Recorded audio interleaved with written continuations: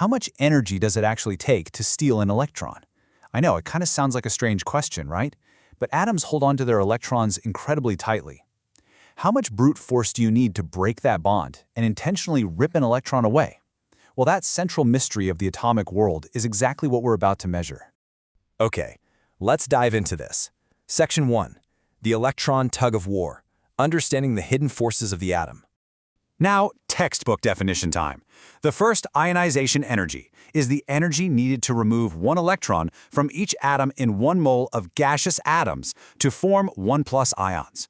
But let's bring that down to Earth. Think of it literally like a microscopic eviction process. The nucleus is essentially a very stubborn landlord holding on tightly to its property. And the electron? That's the tenant. Ionization energy is the exact cost, the pure brute force required to overcome the landlord's grip and evict that outermost electron. Let's make this abstract idea perfectly concrete. Take sodium. If you want to evict 1 mole of electrons from 1 mole of gaseous sodium atoms, the bill comes out to exactly 494 kilojoules per mole. That right there is the first ionization energy of sodium. And the wild thing is, every single element across the board has its own specific, highly unique price tag for this exact process.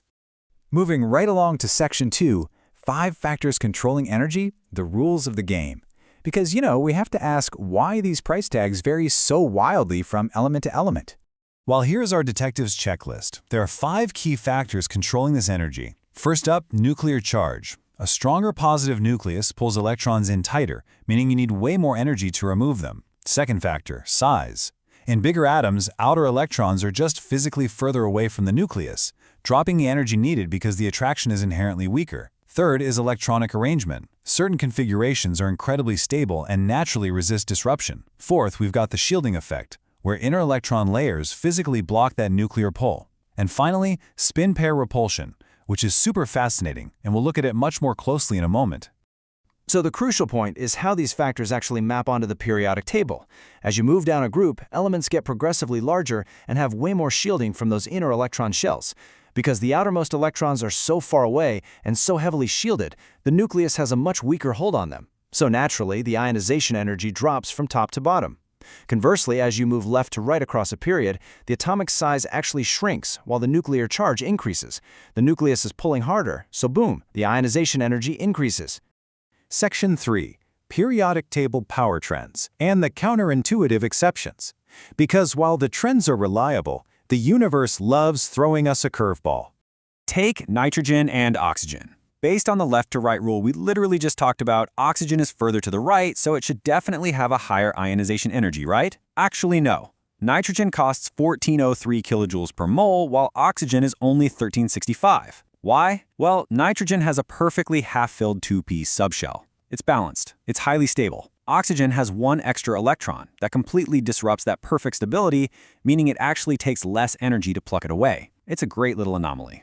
Now, what's really interesting about this slide is revisiting that 5th rule, spin pair repulsion. Let's look at chromium and manganese. Manganese has 2 spin-paired electrons crowded together in its 4s orbital. Because they're shoved into the exact same orbital, they naturally push away from each other. That built-in repulsion makes it slightly easier to kick one of them out. Chromium, on the other hand, has just 1 unpaired electron chilling alone in its 4s orbital.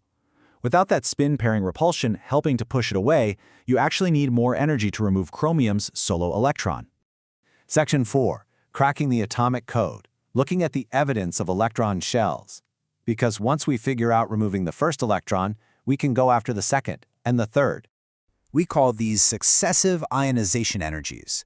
Let's look at this data for magnesium. When we remove the first electron, the energy cost is pretty low.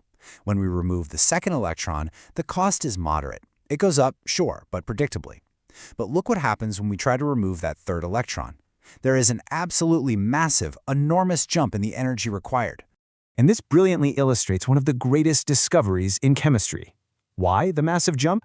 Well, the first 2 electrons were sitting in magnesium's outermost shell. Once those are gone, you're trying to pull an electron from the next shell down. That's an inner shell that is way closer to the nucleus and completely full. That enormous energy spike isn't just a random number. It is the undeniable, measurable proof that distinct, layered inner electronic shells actually exist. It's like we're mapping the invisible. Section 5. Why ionization energy matters. Let's translate this from atoms to real-world reactivity. It matters because ionization energy dictates how elements physically behave right in front of our eyes, in the macro world. Remember how magnesium easily gave up its first 2 outermost electrons before hitting that massive energy jump? That sheer willingness to lose those valence electrons makes magnesium highly reactive. When it reacts with oxygen, it burns incredibly rapidly, producing this intense, blinding white flame. Fun fact, magnesium fires burn so fiercely they can literally burn underwater. You basically can't put them out. This dramatic reactivity, which is exactly why it's used in emergency SOS flares, is a direct, real-world result of its microscopic ionization energy profile. To wrap this up, measuring ionization energy is practically a scientific superpower. It dictates an element's metallic character. Elements with low ionization energy easily lose electrons. They act like metals. It explains exactly why alkali metals get vastly more reactive as you go down the group. And because successive ionization energies are totally unique, they serve as a perfect chemical fingerprint. We can literally deduce the exact identity and periodic position of completely unknown elements just by looking at these numbers. We started this explainer by asking how much energy it takes to steal an electron, and we ended up proving the layered architecture of the atom itself. It leaves us with a thrilling thought. If measuring this specific invisible force allowed us to crack the code of atomic structure, what other invisible boundaries in our universe are just waiting to be measured? Thank you so much for joining me for this explainer. Keep questioning, keep exploring, and I'll catch you next time.